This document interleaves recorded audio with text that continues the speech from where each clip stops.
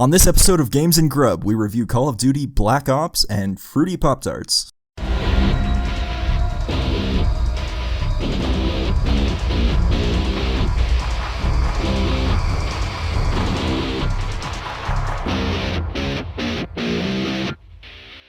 Hello folks and welcome in. I hope you're having a great day. We're your hosts, Jess and Bennett. Hello. Buckle up because it's coming at you fast. Alright, on this episode we're reviewing Call of Duty Black Ops, the game from 2010, and we've just recently completed another playthrough of it. Before we get into it, there's a few things we want to talk about as far as playing this game in 2024.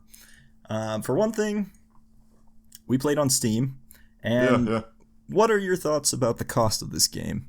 This goes for all of the, Black Ops 1, 2, and 3, and, I'm assuming, but, the cost for most Black Ops games on Steam right now are ridiculous for how long ago they were released. I think Black Ops 1 is still, $40, right? Isn't it? Yeah, when it's not on sale. It's really bizarre, but... Yeah, it's insane. That being said, it's kind of worth it because it's such a good game. It's still a high, way too high. It's absolutely a good game. It's just, for a game that's been out for 14 years now, if it was released in 2010, 14 years now, I don't know. It is insane that it's $40 14 years later. Especially when it comes to, kind of the state of the game these days. For one thing, okay, I'm going to take us to a different game real fast. Okay. One of my favorite games in the Call of Duty series is Modern Warfare 2, which came out a year before this game. If you play the PC port of that game, it's beautiful. There's nothing wrong with it, except for maybe multiplayer, but as far as, graphics are concerned, the game runs great. Mm-hmm. There's really nothing wrong with it. Even the textures and everything look, almost modern. I mean, that's probably a step too far, but it looks beautiful. Well, no, yeah, it definitely looks good for what it is, yeah. Right. This game, I'm not sure I could say the same thing. It doesn't look bad, but it looks like it's 14 years old. You can tell. You definitely can tell. And the fact that you have to limit your frames per second, I'm probably saying that in a really weird way, but the FPS limit is horrible, especially because it's I don't know. You have to limit it quite a bit because I don't know what it is. I think it's the game engine is limited by, or has to limit the frames because otherwise it runs really weird. But the physics they get a little crazy if your frame rate gets too high. Yeah. Something like that, but yeah, it's insane that it does that, but continue, sorry. Oh no, I mean, that's a good point, but basically what we're trying to say here is this isn't a great PC port. It's kind of weird because we both have the same PC. It's not cutting edge, but it's pretty beefy. It's we have a NVIDIA RTX 3080 Ti, and an i7 from the last couple years. So it's a good gaming PC, and I feel like it doesn't run as smoothly as on the consoles. There's just a lot of stuttering and weird, I don't know, it just doesn't feel like a smooth experience. Compared to the consoles, it doesn't? I don't think so. It's been a while since I played on consoles, but I can also just say, compared to other Call of Duties on compared PC, to other Call of Duties on PC, it's definitely... Even Black Ops 2. Yeah. Black Ops 2 we played some of that. That's definitely runs better than Black Ops 1 on the computer, well, yeah. At least I think that. Right. So, you gotta keep that in mind, but you get used to it after a while. The other thing is plutonium, and you're the first one that kind of messed around with that. What do you think about plutonium? Well, okay, I don't really have a... Plutonium is a good, way of basically being able to play multiplayer on these older Call of Duties. It works well, and, it helps maintain a safer way of doing it. But it's just the fact that you have to use plutonium to play multiplayer safely and, stably, or, with good stability for, these older Call of Duties is kind of insane. because it's like you still have to pay $40 for Black Ops 1, and one of the main grabbing points behind the game is like it's not playable without plutonium. You need plutonium, otherwise, you know, you undergo risks of like, you know, being, I guess, hacked is the right term or something like that by people, you know, who expose like who exploit the vulnerabilities of the game. The game should not require plutonium for players to play online with other people. And that goes for both multiplayer and zombies, which is crazy. But yeah, I don't know. Yeah. For people who don't know, plutonium is this separate launcher that kind of, I guess it's a mod maybe, but it gives you a server browser and some anti-cheat, you know, updated anti-cheat stuff, so that you don't get hacked and stuff like that. And it's kind of required to play at this point, or like the campaign is pretty much the only thing you can do safely. Otherwise, you need plutonium to like play online with friends or something like that. It's crazy. Yeah, exactly. But anyway, that's enough of the, you know, behind the scenes, like what you need to know for playing in 2024. Yeah. Speaking of campaign, let's talk about that a little bit. Personally, go ahead. Oh, it's perhaps like, I mean, I haven't played the multiplayer to this game, but like, you know, I've heard the multiplayer is phenomenal. The zombies was phenomenal as well. But this is perhaps my favorite section of the game because the story in this game, everything about it is just there's a lot to unpack. It's wonderful. But continue what you were saying. I interrupted you. This was like, you know, when Call of Duty stories were just in their prime. Oh yeah. Well, I didn't even play during like the prime time of Call of Duties. I recently I just played the campaign for the first time, and even I can tell like this campaign compared to newer Call of Duties, there's something that games had back then that you just don't see these days. But yeah, it's so good. Yeah. So it's not even just nostalgia because I played it when it came out, but even newer players, I guess, think the story is maybe a little bit better than the newer Call of Duties, which is not a very hard, you know, thing to accomplish. But anyway, the cool thing about this story is that it actually continues the story from Call of Duty World at War, which is a game that I didn't really play. I played a little bit of multiplayer, but if you haven't played that game, you can also just enjoy the story the way it is, because, you know, it's self-contained.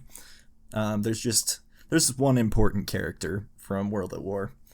Well, yeah, but even then, it's like you said, you don't need to play the previous game. It's such a like cohesive and well thought out like story that you don't really need the previous elements. It probably enhances the story if you do, but even then, it's like such a good story and like well thought out plot that you don't really need the prior knowledge to actually enjoy what's going on. You're not really ever confused. It's a really good story all around, just whether or not you have that previous knowledge. But yeah, it's awesome. Exactly, and it's a little bit different than some of the prior Call of Duty games because you were always in kind of a, you know, standard military squad kind of team, and in this one, you know, it really dives into like the CIA agent. I mean, obviously that's what Black Ops really is, but it's these super you know, top secret, like high stakes missions, which is really cool. What would you say your favorite part about this story is? I don't know. It's kind of hard to say because there's so many different like good aspects to the story. The thing I think I like most about the story of this game is that like most of the missions you go on, like there are more memorable parts than others in this game, but even with that put aside, it's like each mission is probably like comparable to every other mission. It's like everything, it's quality throughout the game. Like I feel like in more modern Call of Duties, you know, there's a lot of missions that probably that you can forget about them, you know, like they add to the game, but they kind of may act as filler or whatever you may call it. Like they're not really that memorable. But throughout Black Ops 1, it's like each mission adds a good like memorable portion of story and helps progress the plot in a satisfying way. And it's like yeah, I guess the story is just good all throughout it, which is the best part. It's like you're never feeling like, okay, I'm just getting through this to get to the next good part. It's like I'm constantly going through good portions of the story. Yeah, I definitely agree with that.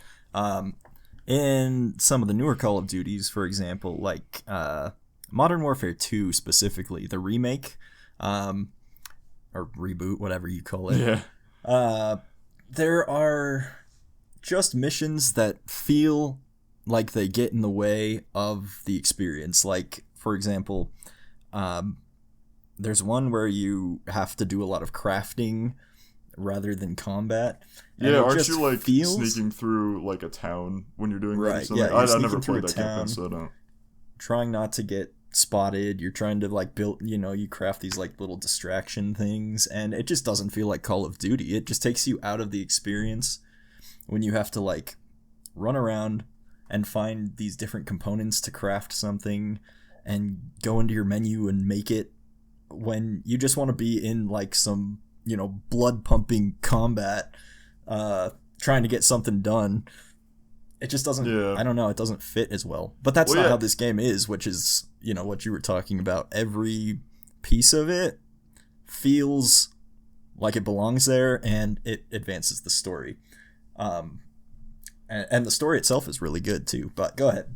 It's almost like I don't want to make the game sound bad in this way because it's really not, but it's almost like the gameplay almost feels so like samey but good all throughout the story. Like I can't describe it.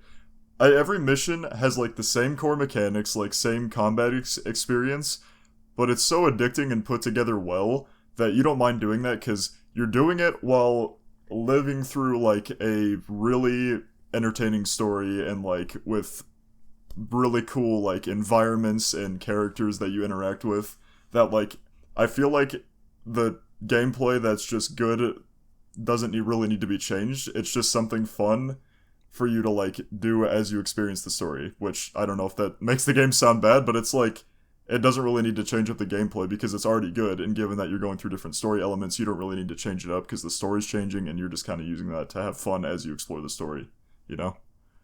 Oh yeah, that's definitely true. I had a thought about that. For some reason, it's just It's gone. escaped you. But yeah, it'll come back to me. And that's not to say that like the game is samey all throughout. There are different like elements that definitely spice it up. Like there's times when you have to like, like plant explosives or something. Like there's of course like the shooting aspect where you like, you fight enemies the classic way, like, gunfights and all that. But there's like different things where like you go to like plant explosives to like destroy enemy equipment that's like, blocking like allies from doing stuff, and yeah, there's like different components to it. But it doesn't need to change much for the game to feel good, I guess, is what I'm trying to say. It didn't need to change much for the game to feel good. Yeah, like if you get the base gameplay down, it's okay if it's mostly the same because it's fun anyway. Yeah. I would say the parts that it kind of strays into the more unique sections are not as strong as some Call of Duty games. Like, they're still cool, but like, for example, when you go in the SR-71 and you fly up and you're kind of like doing Overwatch. This is the mission where you're like commanding the I think it's like, oh, I forget his name. Isn't it Jason Hudson? and Weaver? Yeah. Yeah. Jason Hudson and Weaver and Yeah, Gregory Weaver. Yeah. Yeah. That's an awesome mission. But continue. Sorry, I was just trying to remember. You just kind of expect more from it because you have this cool cut scene like leading up to it. And you go up, way up there, and you expect like, I don't know, something cool to happen. Like in Modern Warfare 2, obviously you get to shoot from the from the AC-130, and it's like awesome because you have all this power, and that's obviously not the objective of kind of the mission in that case. So it makes sense, but sometimes it just felt like those things were a little bit lackluster when you expected more from them. Yeah, It's not a big complaint. But anyway, aside from the gameplay, I think like all the characters are really good. I think it's cool that Mason, your playable character, is a little bit deeper than in some of the previous games. You're kind of just, not much was known about the character that you played as. Yeah. Though I didn't play Call of Duty 1 through 3, so I couldn't speak to those, but at least up to this point, you didn't really know much about your own character, and in this one, you know, your character is a big part of the story, so Yeah, I don't it know, seems do you like like that? it like focuses more on the main character. Like, yeah, like I guess in Call of Duty 4 Modern Warfare or whatever, like, you know, you play as like Captain Price, Soap, or actually I might be getting that wrong. I haven't played the games before, but I think you play as Soap at one part, right? And 4, you play as Soap the entire time, but you don't know anything about him. You don't know anything about him. Yeah, you don't know anything about Soap, but like you progress the story through his perspective or whatever. In this game, it's the same thing, but it's more like Mason is more involved in like the story and like what's going on, and you like learn more about him through the story. Unlike Soap, because it's like, I don't know, the story is a part of Mason, kind of, if that makes sense. It's like what's happening is a part of who he is or whatever. So that's why you get to like explore Mason more, and it's kind of cool that you get to do that because, you know, you're playing as the person who's like been most affected by this story and learning how that happened. And it's a cool change compared to older Call of Duties, like you said. And this goes for all characters in this game. We keep comparing to newer Call of Duties, but it's for good reason.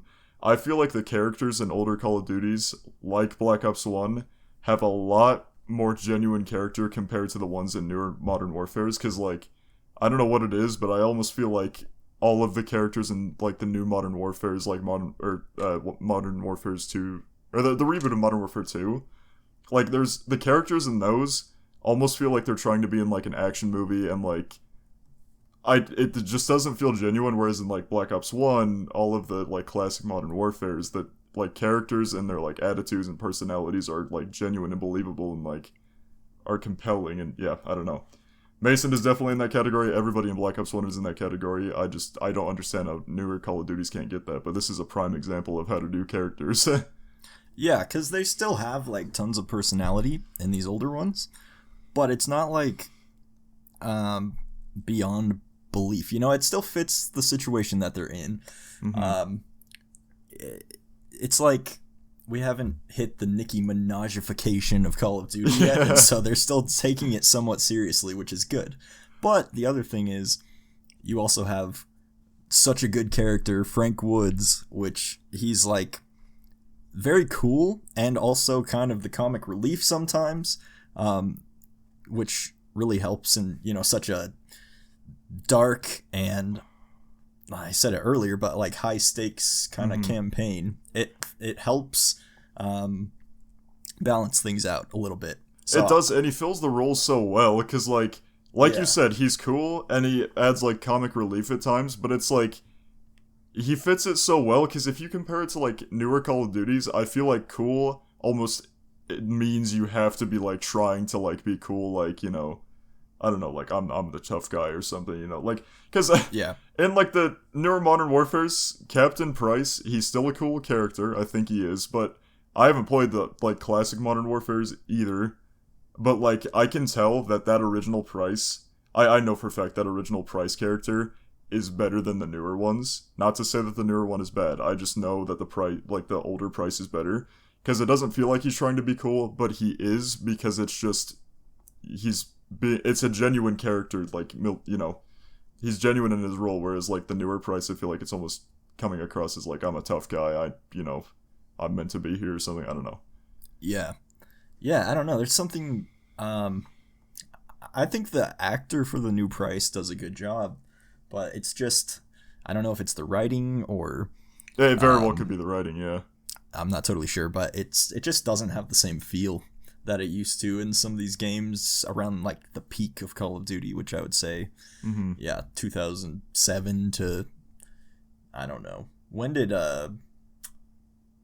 Black Ops 2 even come out? 2012. It's been a long time. There might have been some good stuff after that, but not my favorite after that point. But it's okay. Yeah. But anyway, we also really like the multiplayer of this game. Now, I know my co-host here hasn't played this multiplayer as much. Unfortunately, I haven't gotten the chance to. I was gonna play it like in Plutonium, but I haven't gotten the chance to do it. So unfortunately, I can't say much on this, but I've heard from many different people, including you, that the multiplayer's pretty dang good, and I'll take your word for it. But I'd like to hear why. Yeah. Well, one of the things that's great about it is that it didn't feel like it changed too much from what was really working in Modern Warfare 2, which again, I'm biased. That's my favorite Call of Duty of all time, but I think a lot of people out there would agree that I think a lot of people think good. that too, so it's for good reason. And they took what worked in that game and, they kind of built on it and put their own twist on it. I know you do know a lot about the different guns in this game because you played some zombies. Zombies, and I think the zombies in campaign introduced me to the guns, got me familiar too. with the weaponry pretty well. But yeah. Yeah. And they always have like a little bit of a different feel going from campaign, going between the modes. Yeah. Absolutely. But you kind of get the point. I mean, SMGs were fantastic. I think this is the game. This might be the game where they put the pick 10 system in. I actually for classes, have to check on that. Kind of a different way of setting up your class. Yeah. Let me make sure on that. No, actually that was introduced in the second one. What I know they did have in this one though is they had like a currency system. So you had to unlock the weapon at whatever level, it says you get this gun at this level, just like past Call of Duties, but you also had to have enough money to buy the gun and the attachments for it. And I think even the perks and stuff. But along with that system, they also added in wager matches, which was kind of a big deal because even after they put in these modes, a lot of different games started to also introduce the same modes under a different name because they were so popular. Yeah. But this is where they kind of started. And you know what those are. Yeah. What do you think about those game modes? Oh, well, Gun Game is a favorite of mine, I can tell you that much. But, honestly, Gun Game is a classic game mode. I feel like the idea of just starting from, like, a pistol and working your way up to different weapons through, like, each kill is it's a fun little, like, it's a fun party, like, game mode or something like that. I don't know if you can call it, like, a party game mode or something, but it's a fun game mode because it's just an addicting mechanic. Each kill grants a better weapon, or a weapon down the line, not necessarily better, and towards the end it gets more difficult. You got your, like, bolt-action sniper rifles, which can be harder to hit, and then eventually you make your way down to, like, I think it's the ballistic knife I know it's the ballistic knife in Black Ops 2, but what is it in Black Ops 1? Is it also the ballistic knife? Yeah, there was a ballistic knife in the first one, too. Well, yeah, then it goes down to the ballistic knife, which is, like, the last thing, and, that can be pretty challenging to hit. It's cool because, you work your way up, and then there's, like, of course, meleeing, which takes you back a weapon if you get killed that way. It's a cool mode. It kind of puts everybody on a somewhat equal playing field, like, you all have to make your way make your way up the ladder of weapons, and whoever gets there first wins. It's a cool arms race, so to speak. Yeah, it's really cool, and it's a nice break from, like, the regular modes, which are very good. Team Deathmatch and Free-for-All and Search and Destroy and all that stuff.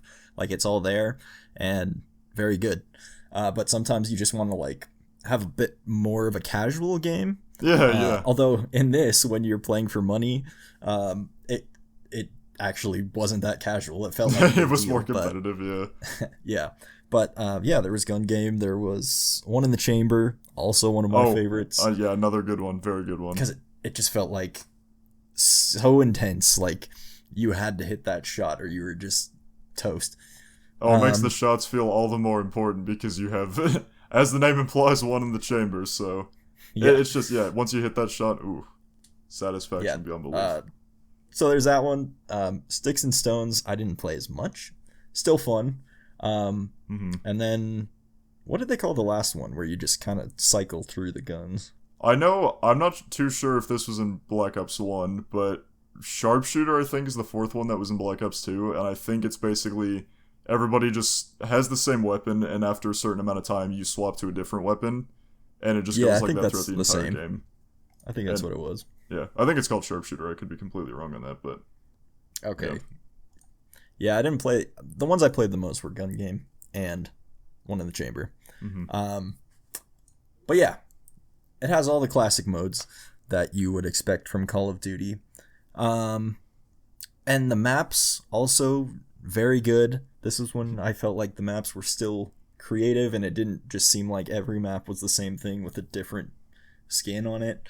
Again, once again proving how newer Call of Duties seem to drop the ball compared to older Call of Duties. I don't know.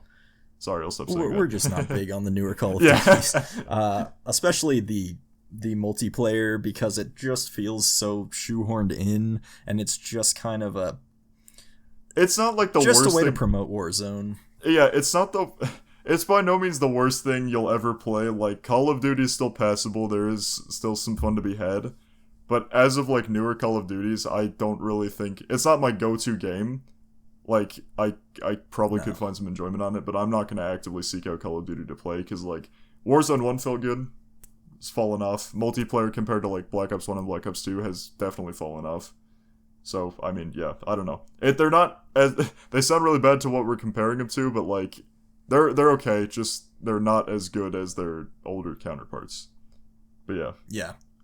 And they just felt faster paced. Like, the new Call of Duties have a very slow, like, very campy feeling to them, which gets old really fast.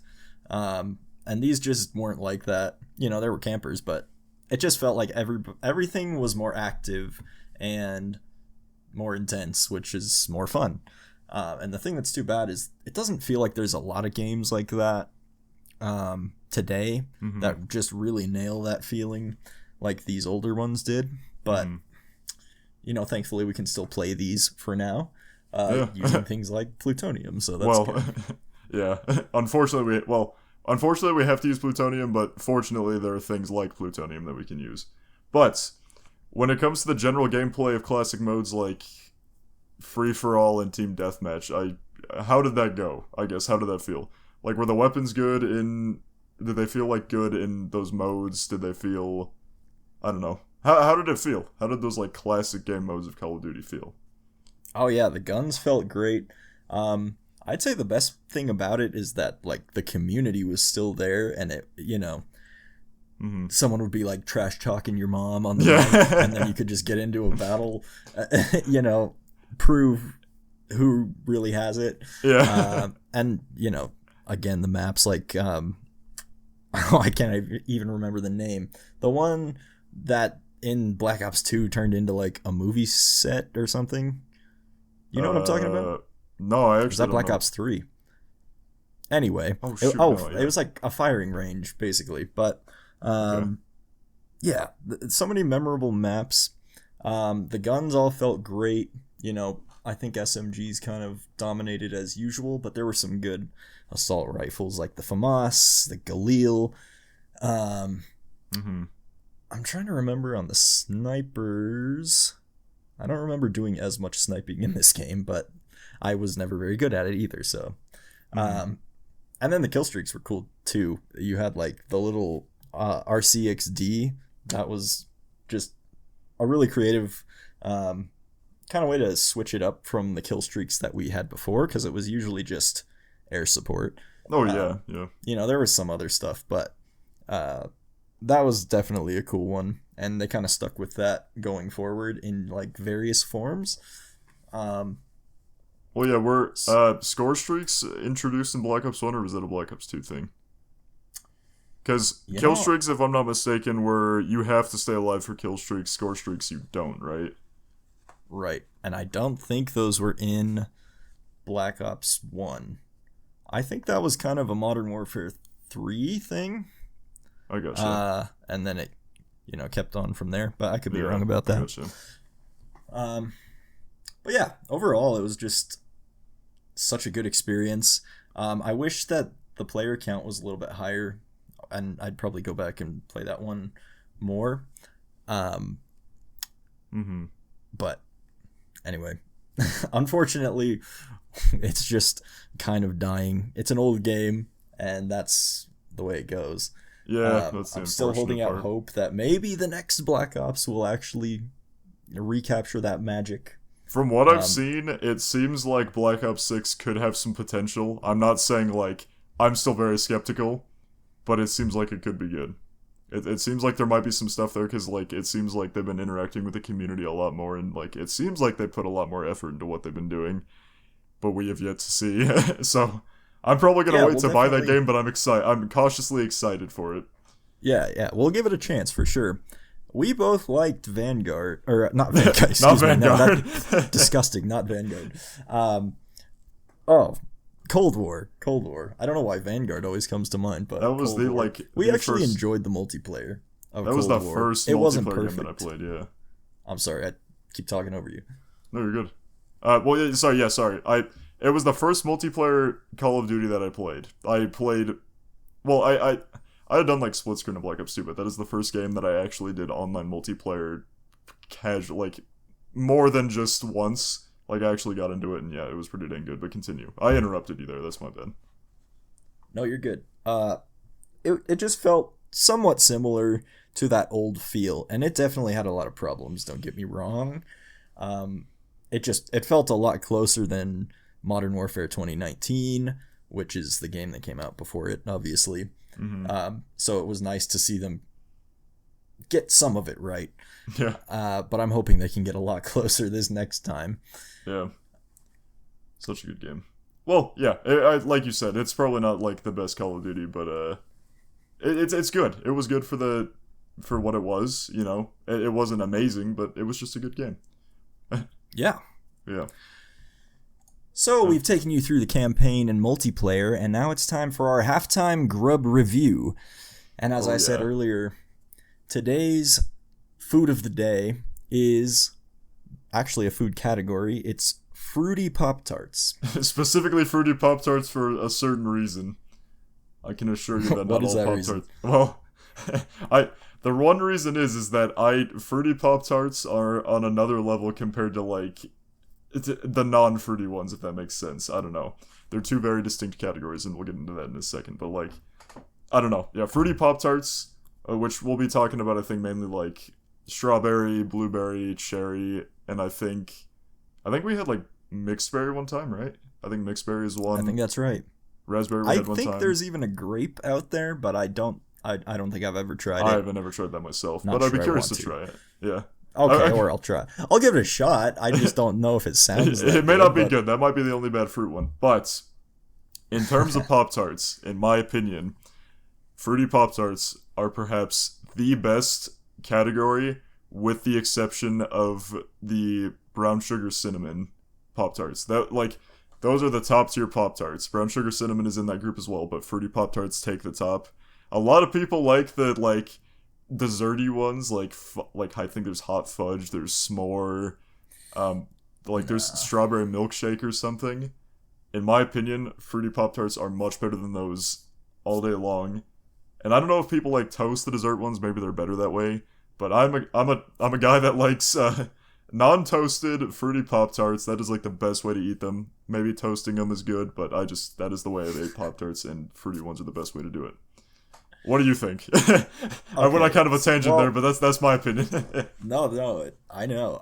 Trust me, I know. There's a great debate between us on this, because here's the thing. I don't like the dessert ones very much. I don't like the ice cream sundae and what did he say? Yeah, hot fudge. There's like an Oreo one. The Oreo. I don't know if I was a fan s'mores. Of the Oreo one. Like, nah, that's just too much for me. But I really, really like a brown sugar cinnamon, and I personally think brown sugar cinnamon takes it over any of the fruity ones. Mm-hmm. But this man right here, he's willing to die on this hill for his Fruity Pop-Tarts. I'll tell you, I'm not saying brown sugar cinnamon is bad. It's up there with the Fruity Pop-Tarts. It may even be the top one. I'd have to try all of them, like, and do, like, the ultimate comparison. But any other dessert one, I can assure you, is, like, it's just worse. Because if you take, like, an Oreo Pop-Tart, like you said, Oreo, hot fudge, or, like, strawberry milkshake, it's almost like you're enjoying that thing in the form it's not meant to be in, therefore making it worse. Because, like, you try the Oreo Pop-Tart, and it's, like, it's still sweet. It still maybe has like elements of the taste from Oreos, but it's like I don't think it packed as much of a punch in the flavor that it had. Like it didn't hit as well as an Oreo. And so it was like I'm eating an inferior version of an Oreo. Like it doesn't have that same texture, that same taste. It's just kind of that. But yeah, I don't know. Some of those things taste almost like too dry. Or yeah, something, yeah, that's exactly because it. they have to stick to the regular Pop-Tart base. Essentially, I mean, sometimes it's chocolate or whatever, but it's similar, and that just doesn't match what you're kind of expecting when you think of an Oreo. You know, you're thinking of like kind of a crunch, but then that soft yeah, it's like cream the soft in the middle. Yeah, But that's not how the Pop-Tart is. it's like the cream is stiff and the like it meets you halfway. It's like the cream has Exactly. become a little stiffer, and then the bread the outside is is a little bit softer. Yeah. So it's like, what? This is like, not what I'm looking for. exactly. That's I the Oreo Pop-Tart is like the pinnacle of like describing why those are inferior. And I know this is probably an just unpopular wrong. opinion, but like a fruity Pop-Tart just makes sense because it's like it's got that outside and then it's like it's not I'm not saying it's like actual jam, but it's like an appropriate junk food jam like substance inside the Pop-Tart that works rather than like a dry version of fudge, like, you know, ooey gooey fudge that should be like melting or whatever. And again, Yeah, that might well, be when better if you like that might be better if you like, you know, toast the Pop-Tart or whatever, but it's like the filling doesn't work as well. A lot of the time the texture doesn't work as well because you're trying to imitate something that's just better in its regular form. But yeah, you're just trying to imitate something that doesn't work as well in Pop-Tart form. Yes. And the thing about the fruity ones is that they don't let you down. It's like you have a strawberry Pop-Tart and it says, I'm strawberry, and you take a bite and you're like, you're right, you are. And then you go to the dessert ones and it says, I'm an Oreo. And you're like, no, you lied to me. Yeah, this is not as good as an Oreo. And now, the exception for me, I don't think we agree on this one, okay, is the Cinnabon one. I think is actually pretty good. And that's separate from the brown sugar cinnamon. It is, yeah, it is. I don't know if I can speak to this because I don't remember that one as well. But I feel like I remember disliking it. And maybe I have to give it another shot. Maybe I need to have a Cinnabon and then that, because I don't know if I've actually had a Cinnabon before. But, like, I don't know if I was a fan of that Pop-Tart. But, yeah, I don't know. I'd have to see, because I don't know if I can attest to what you're saying there. But you think it's like, among some of the better ones, or do you just think it's good but not, like, great? Yeah, I think it's up there. Okay. I think it's up there. But, don't get me wrong, I also enjoy a good fruity Pop-Tart. And specifically, this review is supposed to be about fruity Pop-Tarts, and I know we're talking about the other kind a lot. Well, yeah, but we're comparing how great they are compared to, like, the garbage that is dessert Pop-Tarts. Yeah, that's a good point. As far as comparing between the types of fruity Pop-Tarts, I'm going to have to say... See, I don't think you're going to agree with this, but okay, cherry is one of my favorite. Cherry is... It's a good one. I'd still rank it above everything else, but... There's something pleasing about the outside of it, because, like, it just looks... It's got that pink frosting, but then the red sprinkles, they go nicely together. It just prepares me to enjoy something delicious before I've even taken a bite, because it just looks nice. It does look... It's different from the strawberry and blueberry ones for sure, because those both have, like, the... I think it's, like, rainbow, like, crumbles or whatever over, like, a white frosting. And yes. I don't know if this is, like, something I subconsciously do that makes it, like, worse for me, but when I think of, like, pink frosting, I think of, like, strawberry flavor, like, frosting or ice cream or something, which, in my opinion, is, like, not that great. So it could just be a psychological response, like, oh, that's usually, like, a thing I don't enjoy as much, so maybe cherry isn't as high on my rankings because of that, or it could just be I just don't like it, but yeah, cherry I would say is, like, maybe number 3 or 4 for me.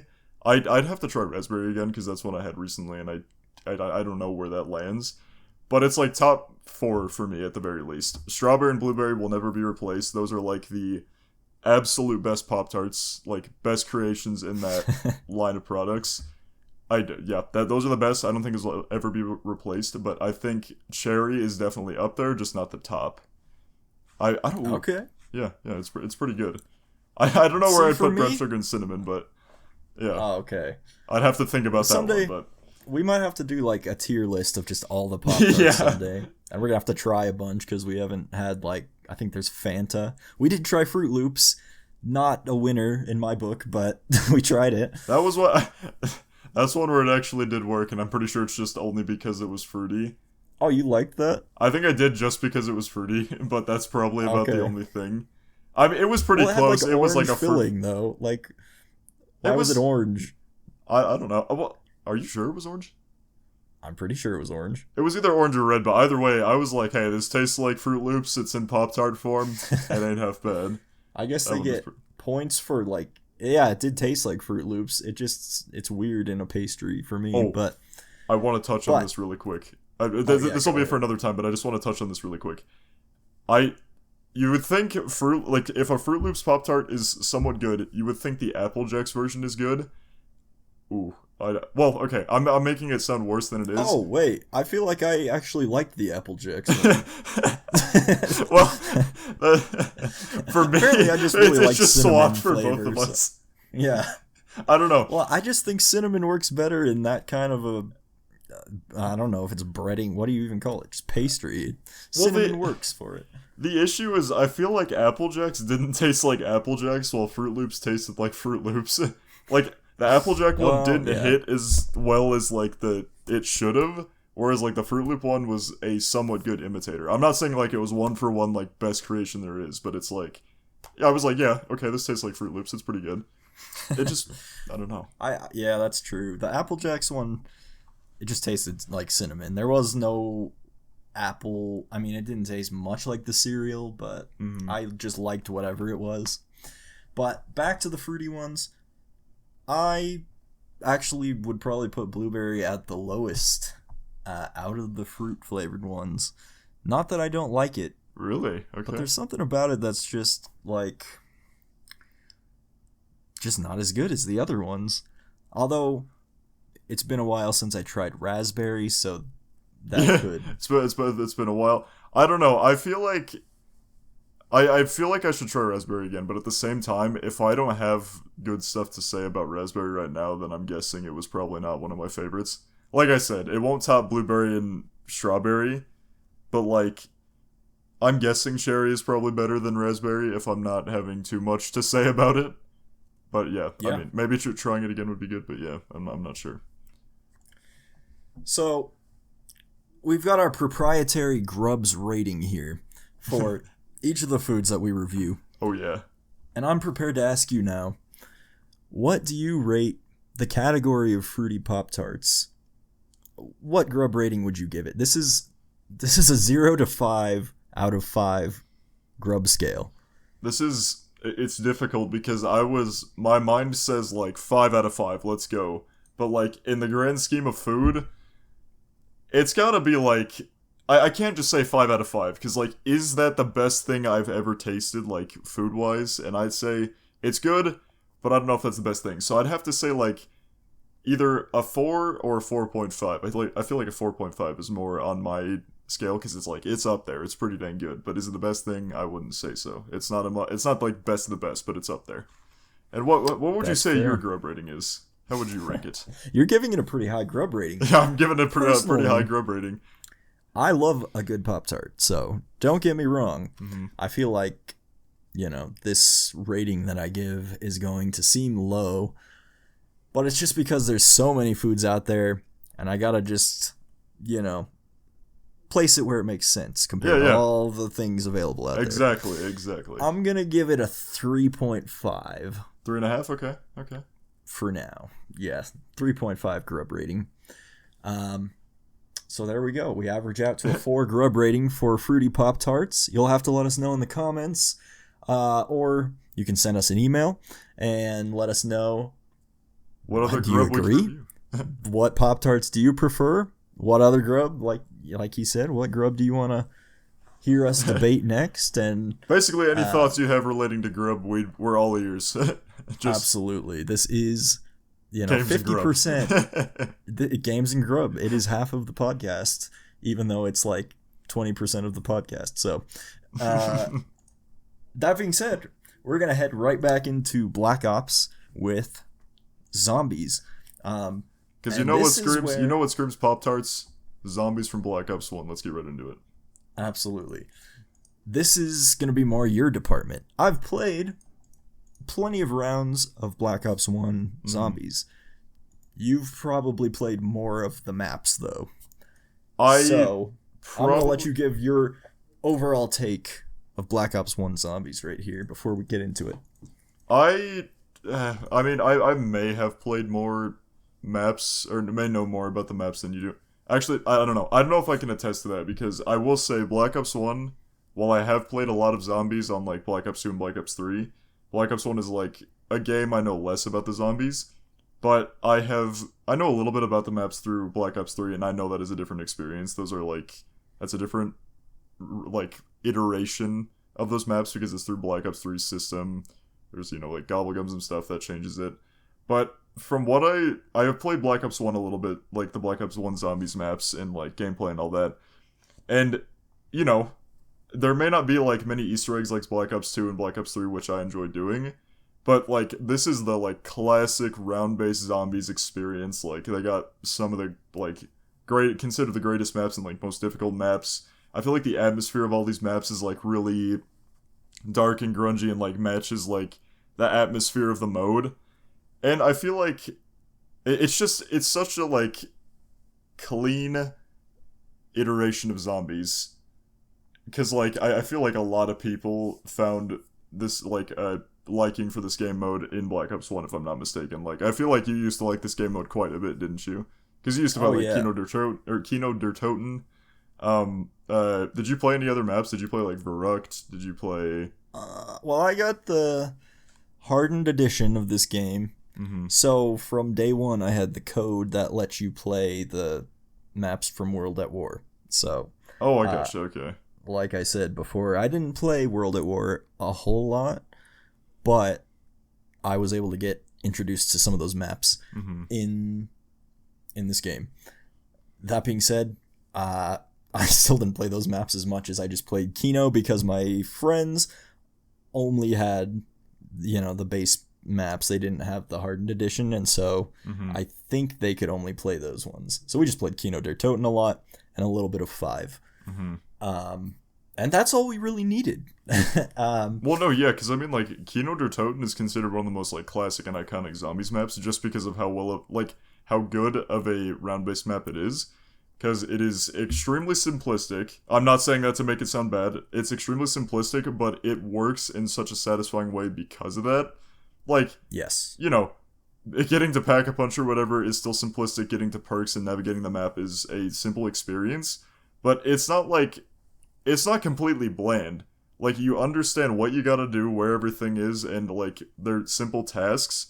But it still provides a challenge because you have the 2-hit system. The map layout is wonderful. You got a good selection of perks on Kino. And that pretty much goes for a lot of different... Well, there are multiple different maps on Black Ops 1. I feel like there are some maps like... I think Call of the Dead may have not been as popular. Same with, like, I think maybe 5 and Ascension. I could be wrong on that, but... Like, I did play Ascension a little bit. My friends got that one. For some reason, we skipped a lot of the DLC, but...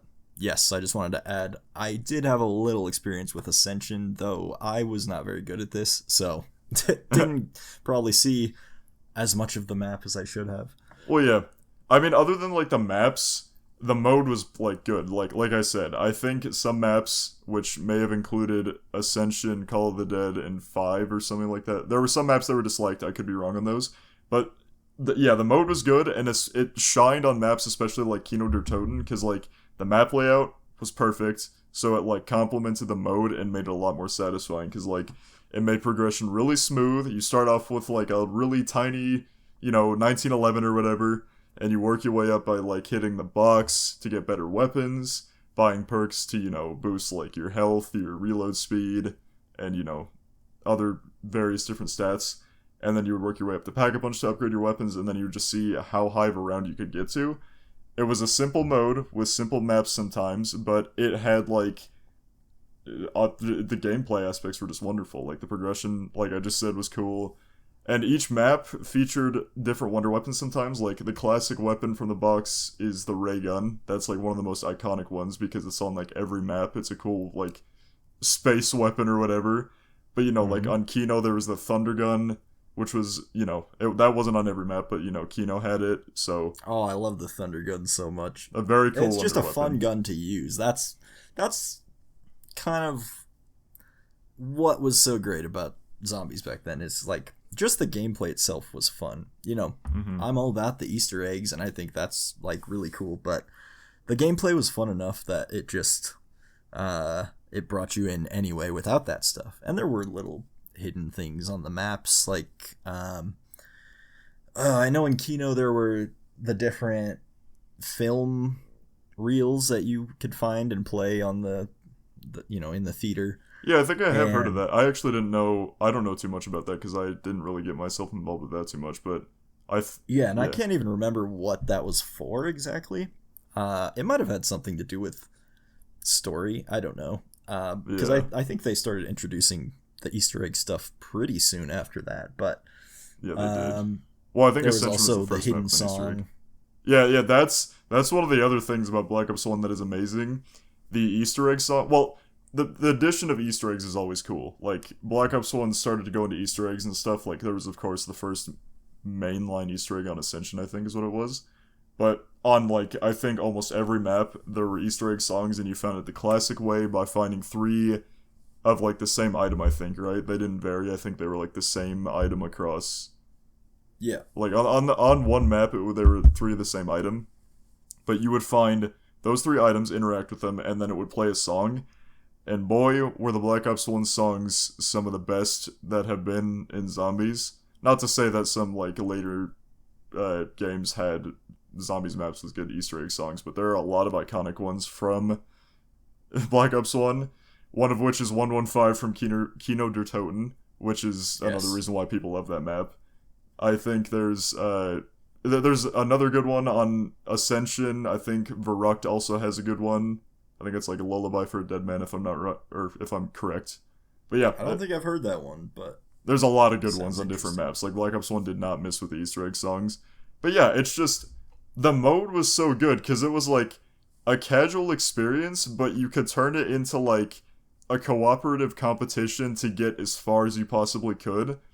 And it didn't require a lot of like knowledge or anything. It was just like you start out with a pistol, you gotta go get some better weapons, better yourself, and just survive either by yourself or with other people against an undead horde. And it was just a fun time. Yeah. Yes, and I feel like kind of like the rest of this game, it just took itself a little bit more seriously than it does now. I mean, obviously it's zombies, so it's kind of out there, but it just felt, it had this more like dark, creepy feeling to it. Well, it matched the game mode. Like, zombies, it's like, there are comedic elements to like the story and feel of zombies, like at certain parts, I think. Like, I think some of the characters say some funny stuff. Like, I think, aren't there like various voice lines from like Dempsey or whatever? Yeah. That are pretty funny. Yeah, there's like... The characters are funny, but still the situation feels like... It's still like serious. Kind of like I said earlier, it's like that's the comic relief from like a serious situation. It's not like the whole thing is just cartoony, I guess is what I'd say. That's not really the most accurate way to say for the new zombie games, or zombies in the newer games. Mm-hmm. Well, I understand it. It just feels a little different. It doesn't feel like it takes itself as seriously like the rest of the modes in Call of Duty. Yeah. It also feels like, even though they were like, off the wall elements or something like that, I don't know if off the wall is the right term there, but like, the box or whatever, the mystery box, it's like, it's a box that you buy a weapon from and it just gives you a random weapon, which is like an otherworldly element, if you will. It's like not something that's like realistic or whatever. Same with like the perk machines or whatever. But it's like, even though those elements were in the game, it still felt like you said, serious and kind of realistic and such. And it's just like, those are, things to age you. it just felt serious and like genuine and just it was a very cool experience to go through, and like it nailed it. I don't know. It's just it was good. I mean it really built on the success of World at War in a great way. Like it kept all the elements that made that fun, but it really kind of expanded. It expanded the size of the maps and also the content in them. I think it's possible that some of the later World at War maps had a little bit more going on. I can't really speak to that because I didn't play those as much, but I think Black Ops kind of opened it up and probably made zombies, truly popular. I know it started in World at War, but I think that kind of made it explode. Yeah, no, Black Ops 1 took what World at War had and just improved upon it. I agree with that. Like, not to say that World at War is bad, but yeah, it's just World at War, like, introduced people to zombies, and then I feel like Black Ops 1 capitalized on what zombies was and truly made it, like, a mainline mode. And yeah, that's how it brought us to the point we are at today. Unfortunately, I wouldn't say the zombies are as good, or the zombies mode isn't as good compared to Black Ops 1 I haven't played a lot of the newer ones, because I don't know, I look at them and I just don't feel it anymore, but... Well, I don't think you're missing much, because I don't think Modern Warfare 3 zombies is good. I don't think Vanguard... Well, no, Vanguard definitely wasn't good. I don't think people received Modern Warfare 3's zombies too well. But I'm hoping so much that Black Ops 6 brings back a somewhat enjoyable zombies experience. I just want them to remove the stupid armor system that Cold War brought. Otherwise, I'll be a happy man. Ugh, I forgot about that. I'm hoping. Yeah, the last thing I'll mention is, I don't know if you brought it up, but you said that this is kind of known as one of the more difficult zombies mode, right? Yeah, Black Ops 1. I mean, I think Black Ops 2 is probably a little bit easier. I could be completely wrong, but I feel like the maps on Black Ops 2 may make it just a little bit easier compared to Black Ops 1. But I feel like the difficulty of zombies has, like, gone down from World at War. World at War was the, like, peak. There were no perks, really. So, it was always a 2-hit down system no matter what. So, you had to survive with what you had. Just guns were the only thing you could progress in. Then Black Ops 1 came out, which it was still pretty difficult, but you were given the perk machines, the box, or no, the box was Wait, were there really no perk machines at all in World at War? The only one I think there could have been was Mule Kick in Nocturne Toten, but I don't think there were any others. Oh, were there? No, I might be wrong. There may have been perk machines in World at War. But either way, it's either World at War and Black Ops 1 are the same difficulty, or it goes down from World at War. But yeah, Black Ops 1 is a more difficult zombies game just because of the 2-hit down system. I think some maps didn't really have stamina up or whatever, which, is also good for high-run strats. It's just, it was more difficult, because now we're at the point where, like, you're in the 3-hit down system. I think Cold War had that. And, there's no perk limit in Cold War. It's just, Black Ops 1 is more difficult because it had good limitations, and that's kind of what made it fun. It was difficult, but the progression was nice, and you could, like, still feel powerful at parts in the game. Yes, and I think the difficulty makes it more fun. It's better to have a challenge. A lot of these game modes just have, like, a very hand-holdy feel to them these days. Well, even in multiplayer. I think one of the developers for Modern Warfare 2019 even said they were trying to design safe spaces for newer players within the maps to help them, feel safe. I don't know. They were trying to develop safe spaces, and that just doesn't fit in a Call of Duty game. It's a hardcore military shooter. I don't know why safe spaces are here. It's to exist, for mature players, Well, I get good. That's all I can say. Yeah.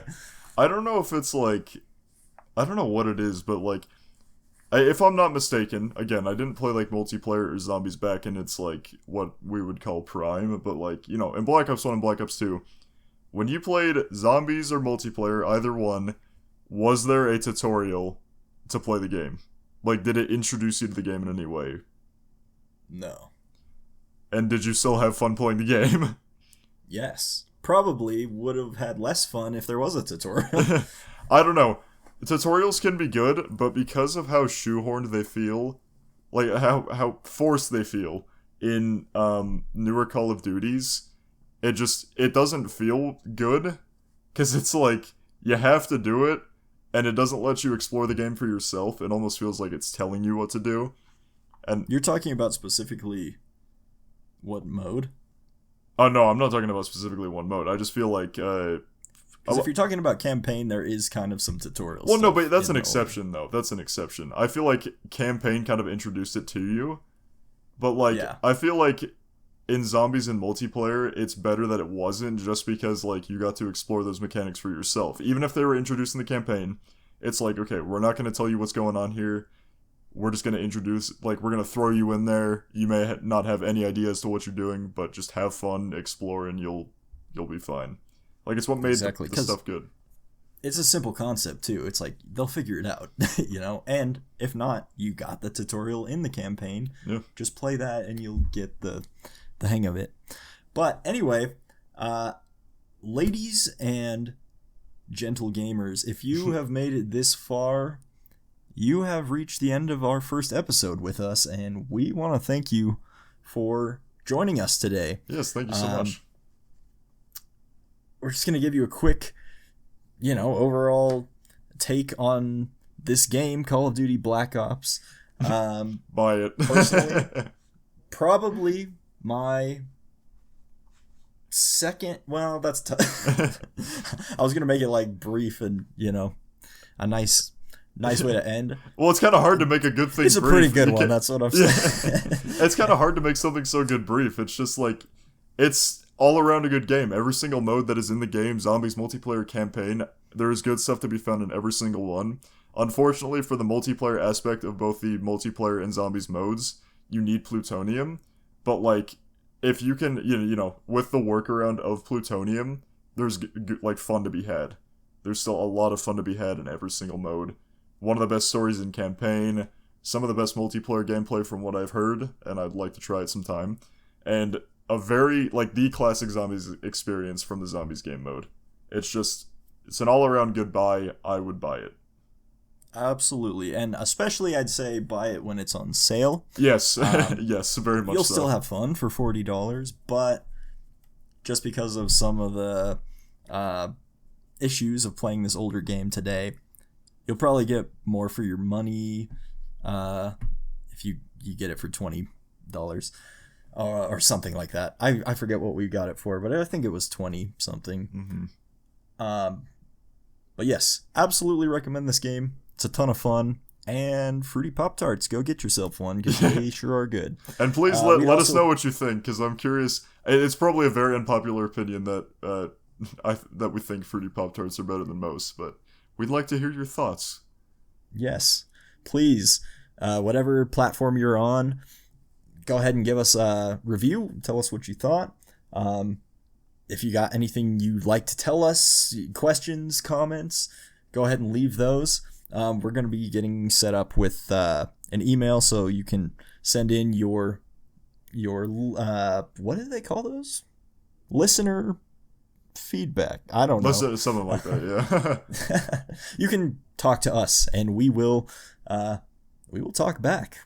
And so we'll let you know about that. You might be able to check the description. Maybe we'll have it down there. Maybe we'll have it next episode. I don't know. But once again, thank you guys for listening, and anything else you'd like to say? Thank you guys so much for listening. It's been a pleasure reviewing Call of Duty Black Ops. Absolutely. Have a good one.